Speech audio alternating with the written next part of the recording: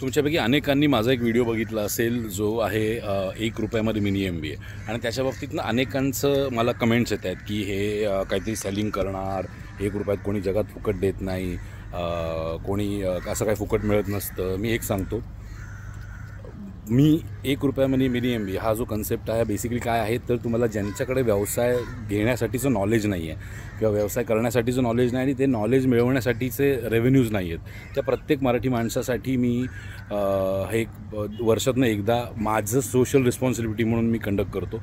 आणि बिलीव्ह मी, याच्यामध्ये कसलाही सेल्स नसणार आहे, याच्यामध्ये काही विकलं जाणार नाही आहे की 10 दिवसानंतर मी तुम्हाला सांगेन आता माझा नवीन प्रोग्राम आहे तो घ्या.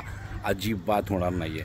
ही माझी बांधिलकी आहे, हे माझं देणं आहे मराठी मातीला, मराठीतल्या महाराष्ट्रातल्या युवकांना युवतींना ज्यांना व्यवसाय करायचा आणि त्यांना माहिती नाही तो व्यवसाय चालू कसा करायचा, असलेला व्यवसाय वाढवायचा कसा, आणि त्यासाठी मी हे करतो आहे. सो त्याचं रजिस्ट्रेशन कसं करायचं, कुठनं करायचं, त्याचे तुम्हाला अपडेट्स येतील.